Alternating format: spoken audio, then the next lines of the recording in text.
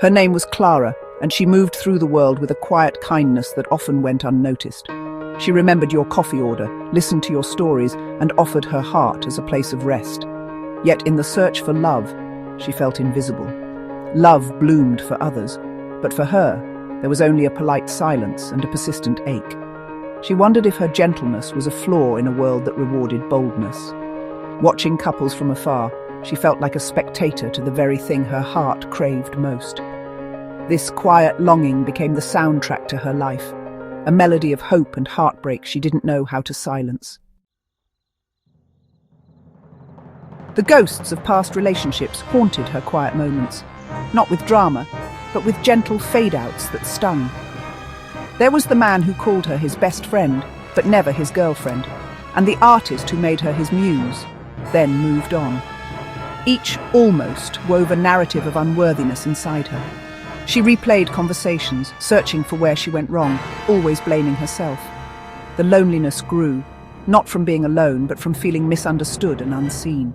She built walls around her heart, not out of anger but exhaustion. The hope she once nurtured began to feel like a foolish dream. One rainy afternoon, after another connection faded, Clara sat on her living room floor and let the tears come. In that quiet sorrow, a new thought emerged. What if she chose herself, instead of waiting to be chosen? She realized she'd spent years as a supporting character in others' stories, forgetting she was the protagonist of her own. She deleted old numbers, packed away painful mementos, and made a vow to reclaim her life. For the first time, she asked herself what would bring her joy, not what might make her more lovable. Her future became a canvas, and she was finally holding the brush. Clara's transformation began with small acts of self-love. She took a pottery class, finding joy in creating for herself. She traveled alone to a coastal town, discovering her own company was a gift, not a punishment. She reconnected with friends, celebrating the love already in her life. The feeling of invisibility faded, replaced by a vibrant sense of self.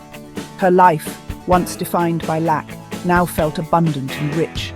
She was no longer waiting for her life to begin. She was living it fully and unapologetically.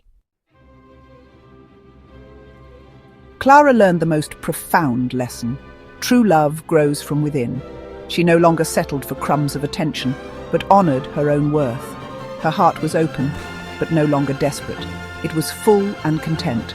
If love arrived, it would join a life already complete. She realized, you must be the love you wish to see in the world.